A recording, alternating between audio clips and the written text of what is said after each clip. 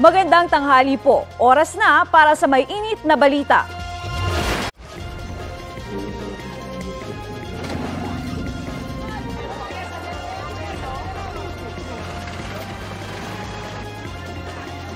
Balitang high.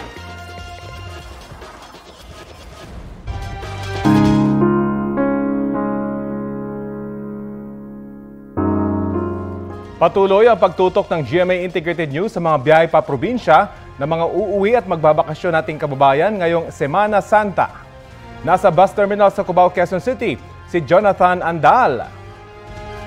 Nasa Manila Northport naman si Tina Panganiban Perez. Habang si Ian Cruz ang nagbabantay sa Ninoy Aquino International Airport. Nagbabantay naman sa Batangas Port si Paul Hernandez ng GMA Regional TV, Balitang Southern Tagalog. Nasa Baguio City, City of Pines, si Joan Punsoy ng GMA Regional TV 1, North Central Luzon. At si Kim Salinas ng GMA Regional TV 1, Western Visayas ang nasa isla ng Boracay. Unahin na natin si Jonathan Andal. Jonathan, ano ang bagong anunsyo ng MMDA? Yes, Rafi, katatapos lang ng inspeksyon dito ng MMDA at DILG sa bus terminal sa Cubao, Quezon City. At dito inanunsyo ng MMDA na imbis na sa Huwebes, simulan bukas po, Miyerkules, magsisimula na yung lifting ng number coding dito sa Metro Manila. Ang paliwanag dyan ng MMDA ay dahil tigil operasyon na kasi bukas para sa Semana Santa ang LRT Line 1. So para may sumalo doon sa mga maapektuhang pasahero. Ang LRT 2 naman may biyahe pa bukas pero hanggang alas 7 ng gabi na lang. Habang MRT 3 hanggang bukas na lang din ang operasyon. Kanina nag-inspeksyon dito sina MMDA General Manager Yusek Procopio Lipana at DILG Undersecretary Chito Valmosina. Sinorpresa nila ang mga drivers sa random drug test para raw matiyak na nasa kondisyon ang mga ito sa pagbiyahe. Sabi ni DILG Undersecretary Chito Valmosina, dapat mag-ingat lalo pat kahapon may 17 pasahero ang namatay matapos sumalpok ang sinasakyan nilang van sa isang truck sa Antipas, Cotabato. Nagbabala naman ang MMDA sa mga sasakay sa colorum na van or bus. Delikado raw yan lalo't hindi sigurado ang inyong kaligtasan at kung maaksidente, wala kayong insurance. Sabi ng MMDA, hindi naman mahirap kumuha ng special permit para makabiyahe ang mga may van ngayong Semana Santa. Bukas, epektibo na raw ang no absent policy sa higit 2,000 tauhan ng MMDA na ikakalat ngayong Holy Week. Rafi, Katrina, so far ay wala namang nag-positive doon sa mga driver na sinalang sa drug testing sa dalawang terminal ng bus dito sa Cubao, Quezon City. At sa mga oras po na ito ay maluwag pa ang sitwasyon sa mga terminal ng bus dito sa Cubao. Rafi, Katrina. Jonathan, paulit nga yung schedule ng LRT para sa ating mga manonood.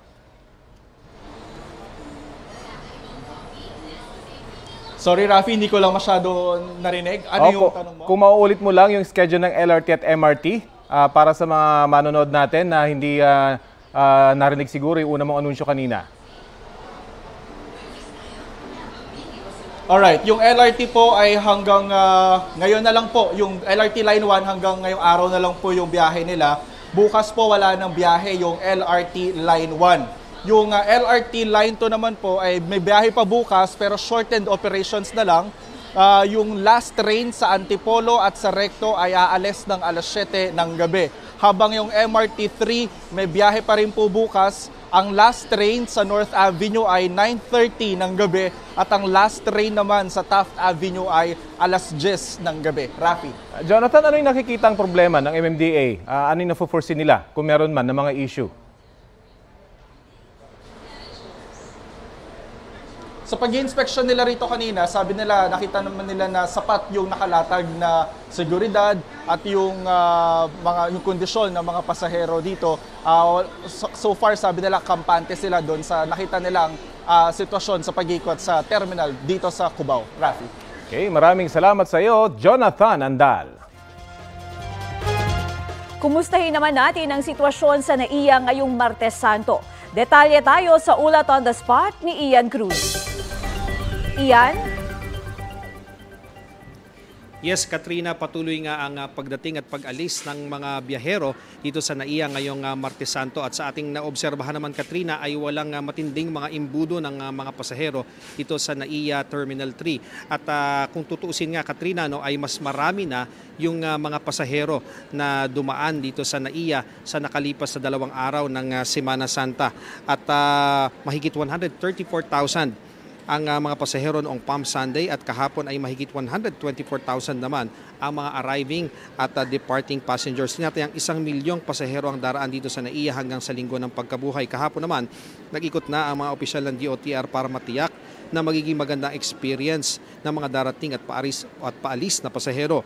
Binawasan na rin ang mga upuan sa arrival area na nagiging daan daw para makapangsalisi sa nalingat na pasahero. Kanina, sa atin namang pagpunta rito sa Paliparan, pag-exit natin ng Skyway, talagang may pagbabagal na ang daloy ng traffic. Kaya naman pinapayuhan natin, Katrina, ang mga pupunta dito, lalo na nga sa Terminal 3 na maagang umalis ng kanilang tahanan para hindi sila mahuli sa kanilang flights. At Katrina, sa atin namang mga karanasan dito sa NAIA tuwing Semana Santa ay karaniwang smooth naman yung nagiging experience ng ating mga kababayang pasahero dahil nga bawat major points dito ay talagang nakikita natin na maraming nakadeploy na mga tauhan dito sa Paliparan. Balik sa iyo, Katrina. Iyan, kailan daw yung pinaka-peak o bulto o dagsangan ng mga tao na babiyahe dyan sa NAIA? Well, Katrina, karaniwan talaga yan na sinasabi ng mga opisyal na bukas hanggang sa Huwebes talaga dahil yung iba kasi ay pumapasok pa ng Monday hanggang Wednesday. So yung iba humahabol na ng flight sa gabi at yung iba naman kinaumagahan talaga ng Huwebes ay doon talaga dumadami yung mga babiyahe na paalis ng Metro Manila at yung iba naman ay parating din dito para dito naman magbakasyon sa Metro Manila ngayong Semana Santa, Katrina. Maraming salamat, Ian Cruz. Abiso po sa mga government employee riyan, half-day lang ang pasok nyo bukas, Miyerkules Santo. Sa anunsyo ng Malacanang, simula alas 12 ng tanghali bukas ay suspendido na ang pasok sa mga tanggapan ng gobyerno. Maliban na lang sa mga ahensyang may kinalaman sa healthcare services, disaster response at iba pang vital services. Ayon sa Malacanang, ipatutupad ang suspensyon para sa paggunita ng mga empleyado ng Semana Santa. Sa pribadong sektor naman, nasa pagpapasya raw ng mga employer kung mag-half-day rin ang pasok bukas. Nagsisimula na ang dumami ang mga pasahero sa Batangas Port ngayong Martes Santo. Detalye tayo sa ulat on the spot ni Paul Hernandez ng GMA Regional TV, Balitang Southern Tagalog. Paul?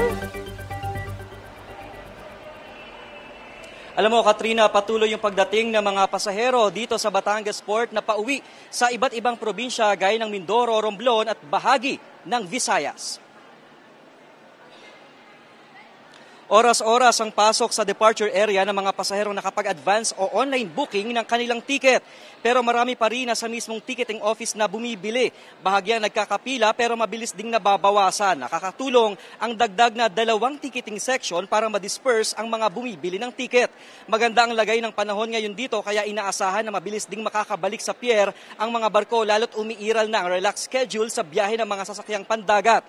Doble higpit na ang seguridad sa pier, bagay na nakakasanayan na ng mga pasaherong taon-taong laman ng pier kapag bakasyon. Yun nga lamang, may ilan pa ring prohibited items na nakukumpiska gaya ng flammable materials at bladed weapon. Ang mahigpit naman na bili ng pamunuan ng Batangas Port, Katrina, sa mga pasaherong papasok dito sa Passenger Terminal Building ay makipag-transact lamang sa lehitimong tauhan ng pantalan at huwag nang makipag-usap sa mga nasa labas ng pier para daw legit na makakabili ng ticket. At yan muna ang latest mula rito sa Batangas Port. Katrina?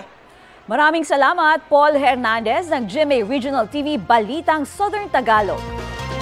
Dahil sa matinding init, may mga kanselado pong klase ngayong araw. Suspendido ang klase sa preschool, primary at secondary school sa mga pampubliko at pribadong eskwelahan hanggang bukas, Miyerkules, sa bayan ng President Quirino sa lalawigan ng Sultan Kudarat. Hinihikayat ng lokal na pamahalaan ang pagpapatupad ng alternative learning sa mga eskwelahan. Sa Esperanza, Sultan Kudarat naman, all levels ang walang klase sa mga pampubliko at pribadong paaralan hanggang bukas din.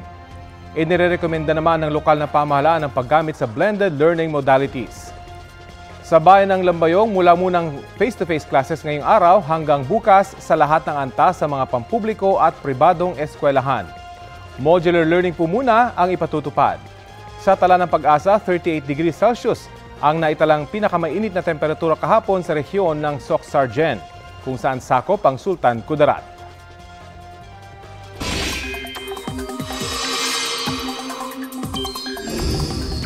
Tumatagaktak ang pawis ng marami nating kapuso dahil sa matinding init at alinsangan sa ilang bahagi ng bansa kahapon.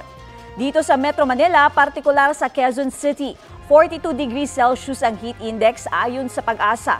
Nasa danger level iyan, ibig sabihin mataas ang banta sa ilan nating mga kapuso ang magkaroon ng heat cramps o heat exhaustion. Posible rin ang heat stroke.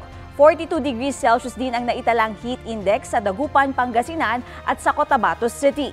Pinakamataas naman na heat index kahapon ang 43 degrees Celsius na record sa Zamboanga at Davao City. Ngayong Martes Santo, posibleng umabot sa 42 degrees Celsius ang heat index sa Dagupan, Zamboanga at Davao. 41 degrees Celsius naman sa Cotabato, habang 40 degrees Celsius ang posibleng heat index dito sa Quezon City, Puerto Princesa at Aborlan sa Palawan at maging sa General Santos City, ayon yan sa Pag-asa. Mga kapuso, ingat po tayo at maging handa sa matinding init ng panahon. Bistado sa naiyang mahigit 20 milyong pisong halaga ng umano'y shabu na inilagay sa isang package na idineklarang health supplements. Ang paliwanag ng suspect sa balitang hatid ni Nico Wahe. Idineklarang health supplements ang parcel na ito na galing Vancouver, Canada. Whey protein na nakasulat sa mga pakete. Ito yung mga iniinom ng mga nagpapalaki ng katawan. Pero ang laman, shabu pala ayon sa NAIA Interagency Drug Interdiction Task Group. Nasa mahigit 3 kilo ito at nagkakahalaga raw ng mahigit 20 milyong piso. Nabisto ito pagdaan sa scanner ng Bureau of Customs sa Central Mail Exchange sa PhilPost sa Pasay. Nung na-x-ray, yung sa image niya, merong suspicious. Pinaka-canine sweeping siya or pinaamoy sa aso. So, umupo yung aso, which means that yung is positive. May indication na positive po. Kaya binuksan po siya. Dito na hinintay ang receiver ng parcel na ang nakasulat ay Joseph Acogido. Nung clean niya, binuksan na ni examiner yung and then tinesting kit, and then dun sa testing kit lumabas na methamphetamine. Inaresto ang lalaki nag-claim, pero ayon sa kanya, hindi talaga Joseph Acogido ang pangalan niya. Ang mga ID raw na ipinakita niya ay peke. Nautusan lang daw siya ng isang kakilala at hindi niya alam na droga ang laman. Kasunod pa nga raw niyang nag-utos sa kanya papuntang PhilPost, pero bigla na lang daw silang nawala. Dinala po yung ID sir na dalawa. Sabi sa akin lagyan ko lang daw ng picture.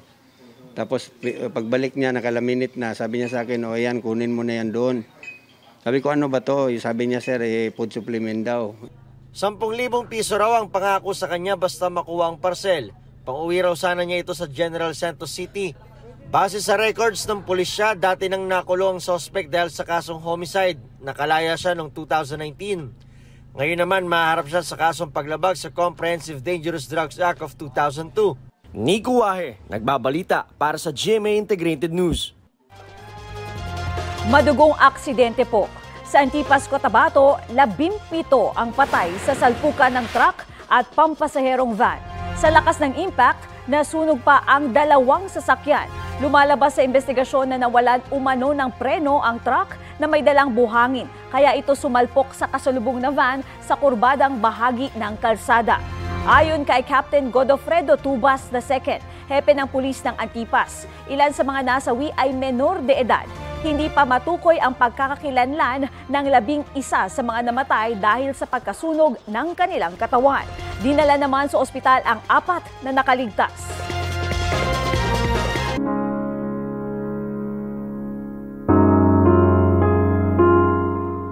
Bilang paghahanda sa anumang karahasan ngayong Semana Santa, nagsagawa ng simulation exercise ang pamunuan ng Quiapo Church at Manila Police District. Sa ulat ng Super Radio DZBB, kabilang sa mga ginawang senaryo sa simulation exercise ang may mga kaugnayan sa terorismo. Kunwari, may nagpasabog ng bomba o hindi kaya'y may namarin. Bukod sa mga sibilyan at pulis, katuwang din ang Manila Disaster Risk Reduction and Management Office. Ayon sa pamunuan ng Quiapo Church, hiling nilang maging ligtas at maayos ang pagdaraos ng Holy Week. May paalala mga otoridad sa Baguio City kasunod ng inaasahang pagdami ng mga turistang aakyat doon ngayong Semana Santa. Mula sa City of Pines, may ulat on the spot si Joan Ponsoy ng GMA Regional TV1 North Central Luzon. Joan? Rafi, kasabay nga ng inaasahang pagdagsa ng mga bakasyonista dito sa Baguio City, pinaghahandaan na rin ng otoridad itong inaasahang posibleng pagbigat ng daloy ng trapiko sa mga susunod na araw na posible raw maranasan mamayang gabi na o di kay bukas kung kailan half day naman ang pasok ng mga empleyado ng gobyerno.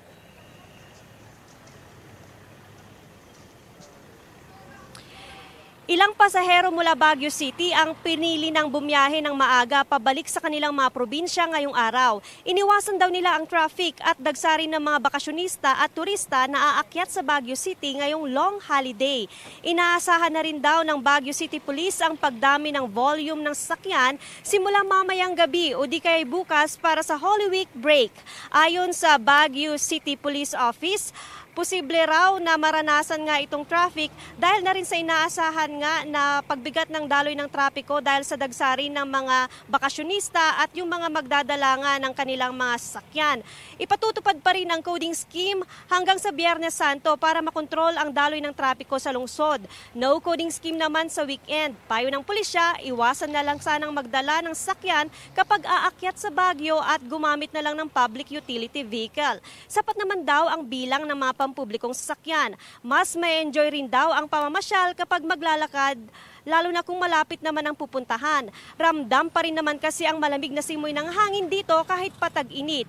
May mga alternatibong ruta rin na pwedeng daanan para makaiwas sa Central Business District patungo sa kalapit probinsya at bayan. Mahigit 1,000 police personnel at volunteer groups ang ipakakalat upang magbantay ng seguridad sa mga simbahan, pasyalan at iba pang pampublikong lugar dito sa City of Pines. Abiso rin sa mga babiyahe, bukas po ang Cannon Road, ang Marcos Highway, ang Nagilian Road para sa mga aakyat dito sa lungsod ng Baguio. Pero hinihikayat na rin ang mga motorista na iwasan na lamang na dumaan sa may bahaging Cannon Road dahil sa inaayos pa ring bahagi ng kalsada, particularly sa may Camp 6 kung saan kailangan ngang tumawid sa mababaw na bahagi nga ng ilog bilang alternatibong ruta. Yan muna ang latest mula dito sa Baguio City. Rafi? Maraming salamat, Joan Ponsoy ng GMA Regional TV1 North Central Luzon.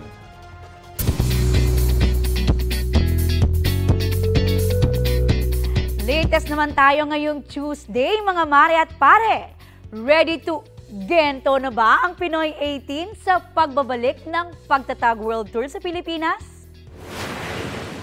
Back to where it all started. This May 18 and 19, may homecoming concert ang SB19 sa Quezon City. Ibinahagi ng grupo ang announcement na yan sa kanilang official social media accounts.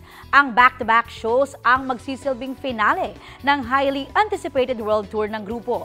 Bago rito sa bansa, may rescheduled pagtatag concerts naman ng P-Pop Kings sa Dubai at Japan this coming April.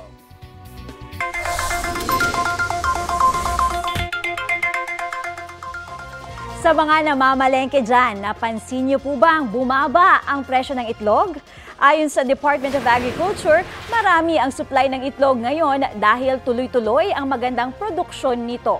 Sa latest monitoring ng DA sa ilang pamilihan sa Metro Manila, nasa 6 hanggang 8 pesos and 50 centavos ang kada piraso ng medium-sized na itlog.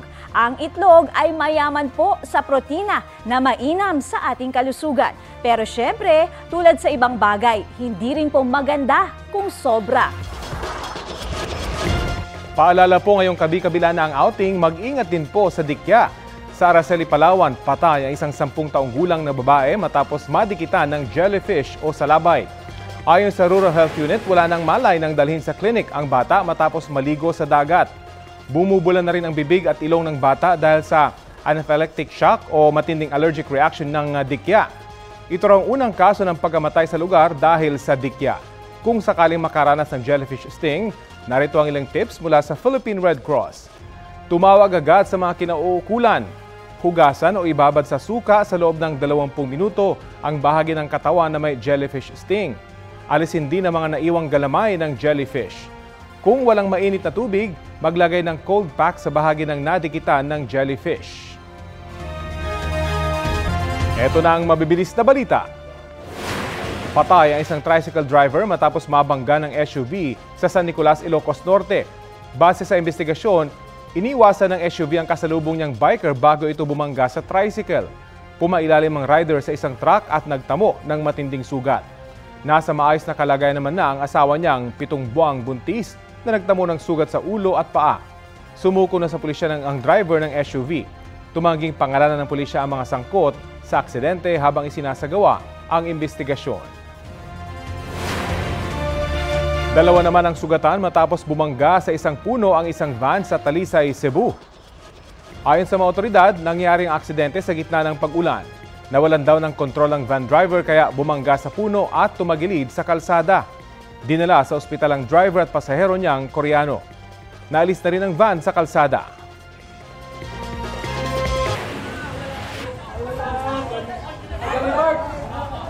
Biglang nagsuntukan ng mga lalaking yan sa gilid ng kalsada sa Barangay Lahog, Cebu City.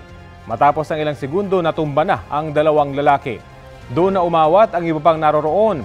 Ayon sa pulisya, posibleng nakainom ang mga sangkot sa rambol. Inaalam na ang pagkakakilanlan ng mga sangkot at ugat ng gulo. Arestado ang isang lalaki sa Maynila dahil sa panggagahasa umano sa isang babaeng nakainuman niya. Itinanggi naman niya ng suspect. Dagdag na detalye tayo sa balitang hatid ni Nico Wahe. Dinambot ng mga tauhan ng Manila Police District Women and Children Concerned Section ang lalaking kinilalang si Crizaldi Dayo. May kasong 2 counts of rape. Ayon sa mga pulis, noong nakaraang taon pa nangyari ang umano'y panggagahasa. Etong ating suspect, nakasama niya yung biktima, nakainuman niya. And then, nag-take advantage yung suspect sa biktima. So doon mismo sa area ng pinag-inuman nila, nagahasa niya yung biktima natin. And then, hindi pa nakontento yung ating suspect, inuwi pa niya sa bahay yung ating biktima na hindi niya namamalayan. Hindi raw talaga magkakilala si Dayo at ang biktima. Nagkita lang daw sila sa inuman ng isang kaibigan nila. Git ni Dayo, hindi niya ginahasa ang biktima. Nagkukwentuhan lang daw sila noong una tungkol sa problema ng biktima sa kanyang boyfriend. Pumayag si Dayo na ipakita ang kanyang muka para patunayang inosente raw siya. Yung kinakausap ko siya, parang hindi niya naririnig yung sinasabi ko. Lumalapit na sa akin, sir. Oo. Tapos gumaganon-ganon na. Tapos yung parang nakaganon lang ako, nakaupo lang ako na ganon. Parang dinidikit niya yung mukha niya, tapos doon na siya sumunggab ng halik. Kaya yung sinasabi niyang rape, kalokohan yun, sir.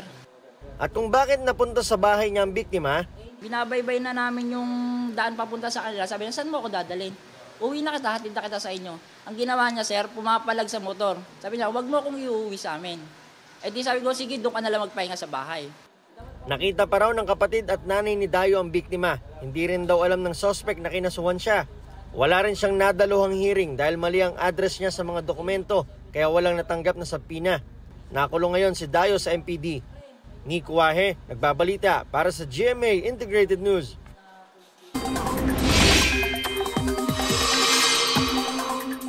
Mga kapuso, inuulan ngayon ang Bicol Region. Ayon sa Pag-asa, isinailalim sa rainfall advisory ang Camarines Sur at ilang panig ng Catanduanes at Albay. Asahan ang malalakas na buhos doon. Tatagal ang babala hanggang 11:30 ng umaga. Ngayong araw, asahan ang pag-uulan sa ilang bahagi ng Northern, Central at Southern Luzon base sa rainfall forecast ng Metro Weather. Uulanin din ng ilang bahagi ng Visayas at Mindanao. Posible ang heavy rain sa ilang lugar na maaaring magdulot ng baha o landslide kaya dapat maging alerto. May tsansa rin ng ulan sa ilang bahagi ng Metro Manila. Bunsod ng inaasahang ulan, nakataas ngayon ang General Flood Advisory para i-alerto ang mga kapuso natin mula sa banta ng baha sa Camarines Provinces, Catanduanes, Sorsogon, Albay, Masbate, Northern Samar, Eastern Samar, Samar Agusan del Sur, Dinagat at Surigao provinces. Ang posibleng baha sa mga nasabing lugar ay dahil sa inaasahang ulan na dulot ng easterlies. Mga kapuso, patuloy ang pagbaba ng tubig sa 6 na dam dito sa Luzon. Sa nakalipas na 24 oras, bumaba ang water level sa Angat, ang Buklao, Binga, San Roque, Pantabangan at Caliraya reservoirs. Tumaas naman ang tubig sa Ipo, Lamesa at Magat reservoirs. Samantala, isa na naman pong kaso ng animal cruelty. Pinutulan ng tenga ang 2 aso sa Legazpi, Albay.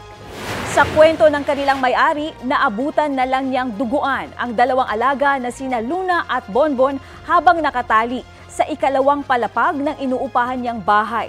2 tenga ang pinutol kay Bonbon habang isa naman kay Luna. Posible raw na dumaan ang salarin sa bintana sa isang kwarto kung saan may nakitang buhangin at dahon ang may-ari. Ipinablotter na ng may-ari sa barangay ang insidente. Handa raw siyang sampahan ng reklamo ang gumawa nito sa kanyang mga aso. Dinala naman na sa City Veterinary Office ang 2 aso para magamot.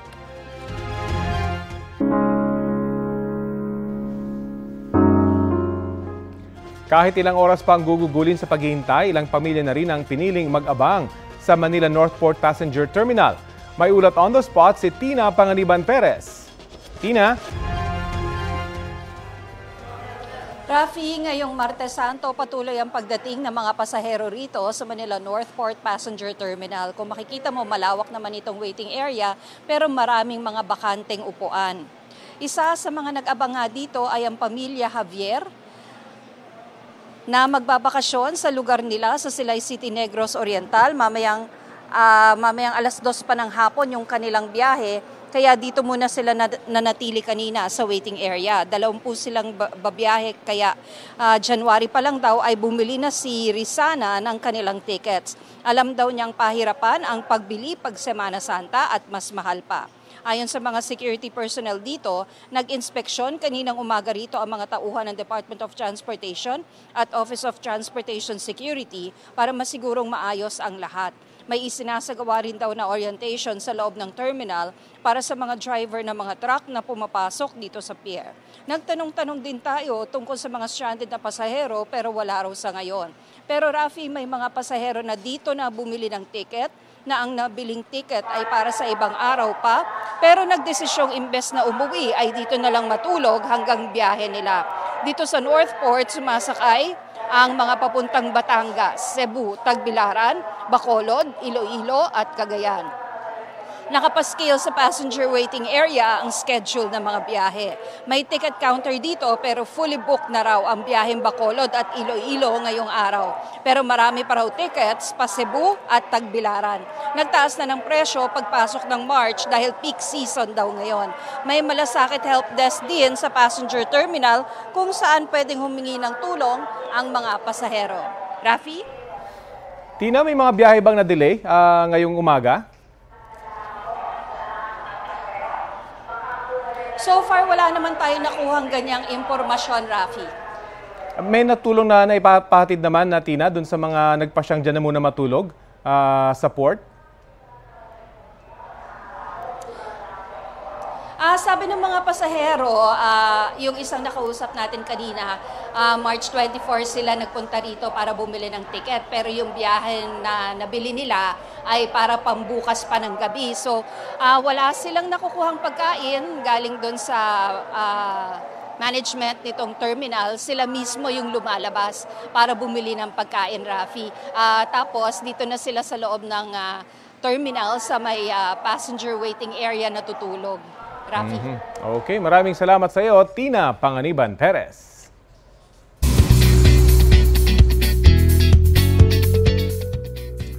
Saludo para kay Major Dingdong Dantes na nakapagtapos ng Naval Combat Engineering Course sa Philippine Navy. Dumalo si Kapuso Primetime King sa kanilang graduation rites sa Philippine Navy Seabees Headquarters. Present at one proud wife, si Kapuso Primetime Queen Marian Rivera na isa ring honorary guest. Mismong siyan pa nga ang nagpin ng badge at medal kay Dong. Truly a power couple. After Holy Week, mapapanood naman si Marian in her most extraordinary role sa telefantasyang My Guardian Alien. Abangan ang Out of This World family drama sa GMA Prime simula April 1. Balik na sa kanyang public duty simula ngayong araw si Pangulong Bongbong Marcos. Yan ay matapos i-anunsyo ng Presidential Communications Office na magaling na ang Pangulo at si First Lady Liza Araneta Marcos mula sa nararamdaman nilang flu-like symptoms. Ayon sa PCO, binigyan na ng clearance ng kanilang doktor ang Pangulo at ang First Lady.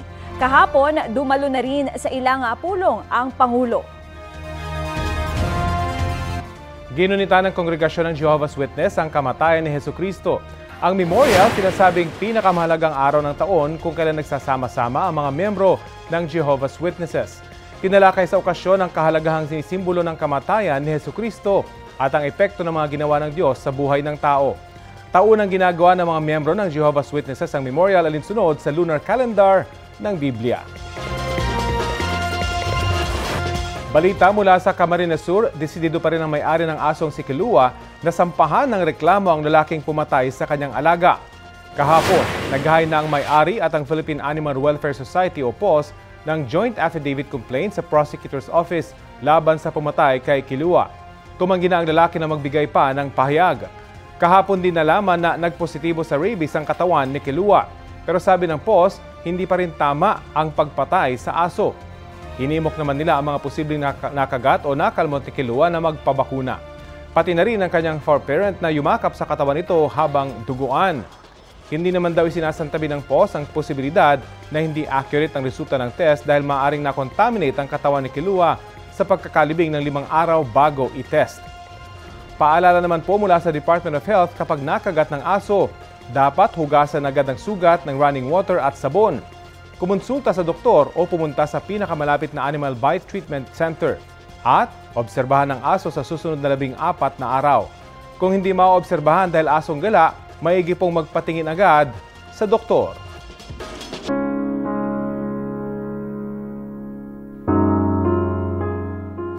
Dumako po tayo sa Boracay sa lalawigan ng Aklan. Alamin natin ang sitwasyon doon ngayong Martes Santo. Sa ulat on the spot ni Kim Salinas ng GMA Regional TV 1 Western Visayas. Kim?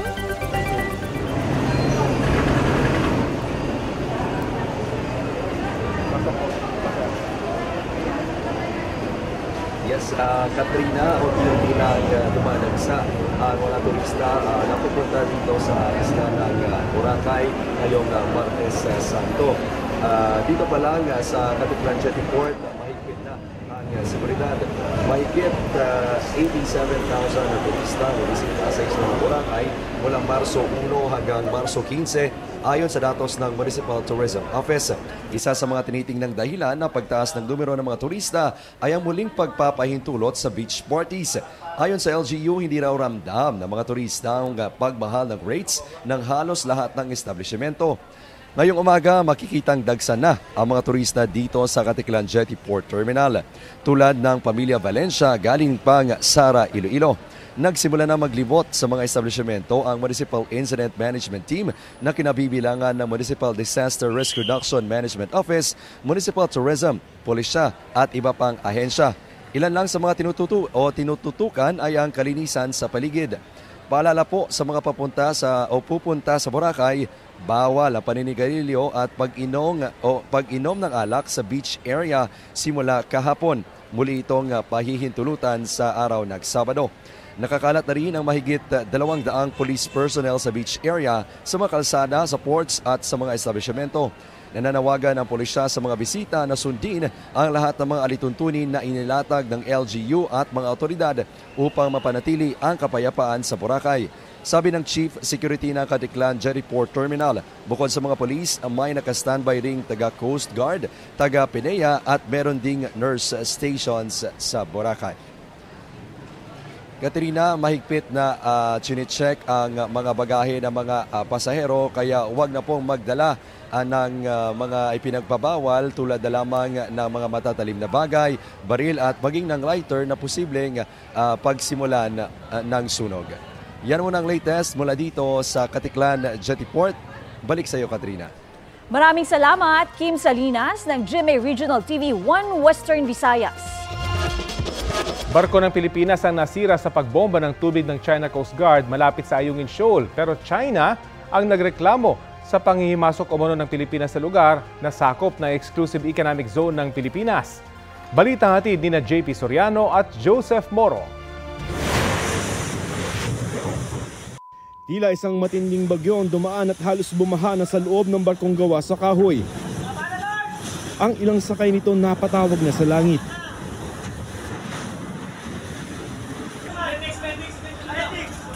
May humingi ng tulong medikal.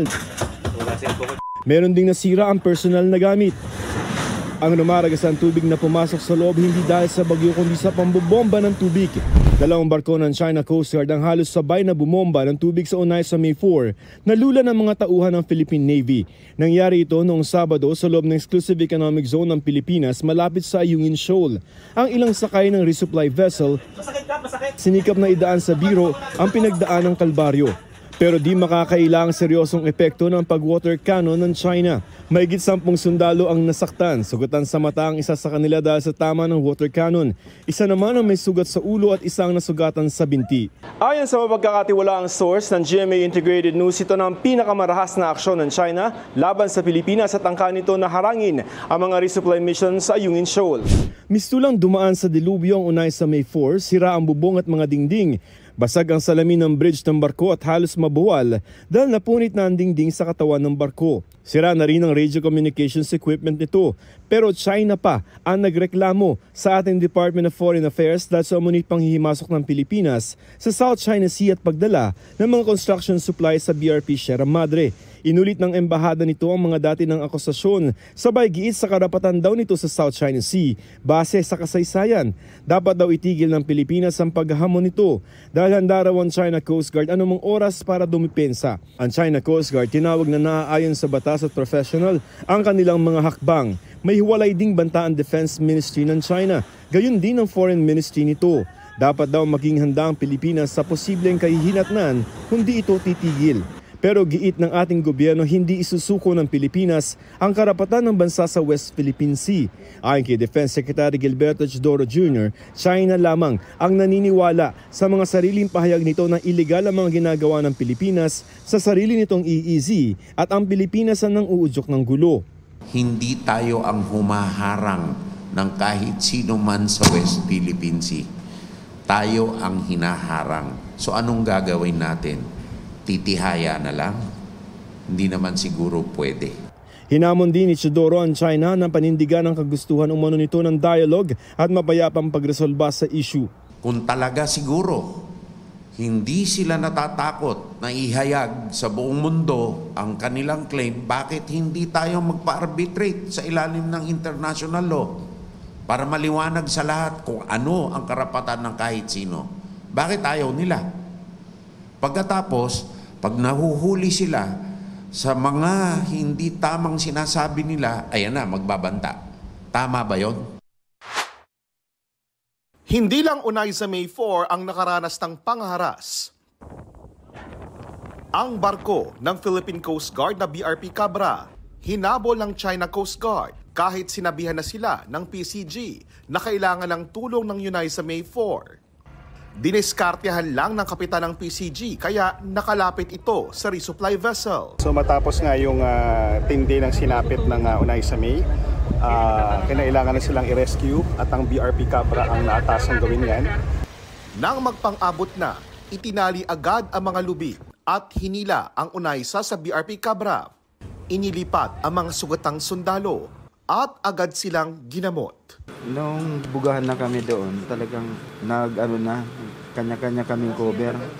Hindi nga namin nalaman na saka na lang namin nalaman may sugat nung nandun na kami, naka-cover na kami. Nabaklas na kasi lahat yung namin yung sa bridge. Kaya hindi na talaga kami makaiwas. Ang mga dalang sundalo at mga pagkaing dala ng Unaysa nilipat sa mga rubber boat para maituloy ang RORE mission. Matagumpay silang nakalipat sa BRP Sierra Madre sa kabila ng paglapit sa kanila ng rubber boat ng China na kumuha pa ng mga litrato. May mga inilatag ding floating barrier ang China sa isang bahagi ng Ayungin Shoal. Ang Onaiza May 4 naman, sinamahan ng mga barko ng PCG pabalik ng mainland Palawan at dinala sa ospital ang mga nasugatang sundalo. Ayon sa DFA, ipinatawag nila ang Charge d'Affaires ng Chinese Embassy para ihayag ang mariing pagtutol ng Pilipinas sa agresibong aksyon ng China Coast Guard at Chinese Maritime Militia sa resupply mission ng Pilipinas sa Ayungin Shoal. Inatasan din ang Philippine Embassy na maghain ng demarche o protesta sa Chinese Ministry of Foreign Affairs. Sabi ng DFA, gumagawa ng mga hakbang ang Pilipinas para mapababa ang tensyon base na rin sa utos ni Pangulong Bongbong Marcos at Chinese President Xi Jinping. Ang ganitong agresibong aksyon ng China ay nagdudulot ng duda kung sinsero ba ang China na pababain ang tensyon at ipalaganap ang kapayapaan at katahimikan sa South China Sea. Sa kabila ng tensyon at pinagdaan ng kalbaryo, sabi ng mga nasugatang sundalo, handa pa rin silang sumama sa susunod na RORE mission dahil anuman daw ang mangyari, tuloy ang kanilang tungkulin na protektahan ang West Philippine Sea. Yes, sir, ano lang naman talaga to. Part lang to ng trabaho namin, sir. Kaya okay lang to, sir. JP Soriano, Joseph Morong nagbabalita para sa GMA Integrated News. Ramdam na nga ang matinding init ng panahon.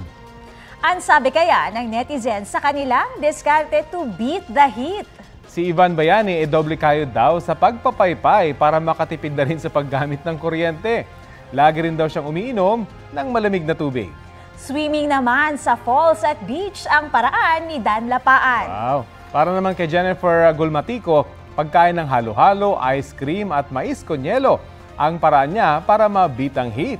Mga kapuso, makisali sa aming online talakayan sa iba't ibang issue. Kung may nais din kayo maibalita sa inyong lugar, mag-PM sa Facebook page ng Balitang Halik. Panalo via knockout ang boksingero mula General Santos City na si Eman Bacosa sa isang boxing match sa Parañaque. Tinalo ni Bacosa ang pambato ng Davao City na si Jean-Clyde Langahin. Sa round 3 ng kanilang laban, sunod-sunod na suntok ang pinakawalan ni Bacosa bago itigil ng referee ang laban. Dahil dyan, 3 na ang panalo niya sa kanyang professional record. Lahat yan via knockout at wala pa rin siyang talo. Congratulations, Eman!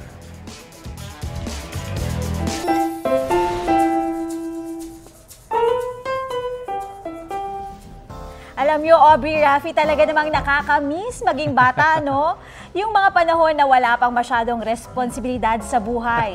Oo, correct ka dyan, Mare. Yung tipo pinoproblema mo lang, paano ka makakataka sa siesta para makapaglaro ka. Gawain mo yan, ano? Oo, ano Ay, ba? nako, ibahin nyo raw ang isang bata sa Caloocan na tila adulting na sa kanyang mini budget. Lan, yan na yung pera mo. Kawawa ka naman. 1, 2, 3 piso. Ramdam nyo na rin ba ang petsa de peligro? Kung yes ang sagot mo, ready na raw kayong damayan ng 2-year-old na si Julian. Sa video ng kanyang tita Annie, huli cam ang chikiting na nagbibilang ng mga barya. Nakasakit na ulo post pa yan dahil ang budget niya, naku, baka hindi na raw kasya. Kayo naman, baka iniisip lang ni Julian ang panggastos niya sa ice cream, summer trips at syempre OOTDs. Maraming netizens na nakarelate sa eksena kaya ang video, patok sa TikTok at may mahigit 270,000 views na. Hindi rin tinipid sa hearts kaya naman si Julian ay... Trending! Ang galing! Nagbibilang ka rin ba ng barya ko ng bata? Oo, syempre. Kahit yung bills na nilalagay doon sa alkansya. Ito po ang Balitang Hali, bahagi kami ng mas malaking misyon. Rafi Tima po. Sa ngalan ni Connie Sison, ako po si Katrina Son. Kasama nyo rin po ako, Aubrey Carampel. Para sa mas malawak na paglilingkod sa bayan. Mula sa GMA Integrated News, ang News Authority ng Filipino. Kapuso, para sa mga maiinit na balita, mag-subscribe sa GMA Integrated News sa YouTube. Sa mga kapuso naman abroad, subaybayan nyo kami sa GMA Pinoy TV at sa www.gmanews.tv.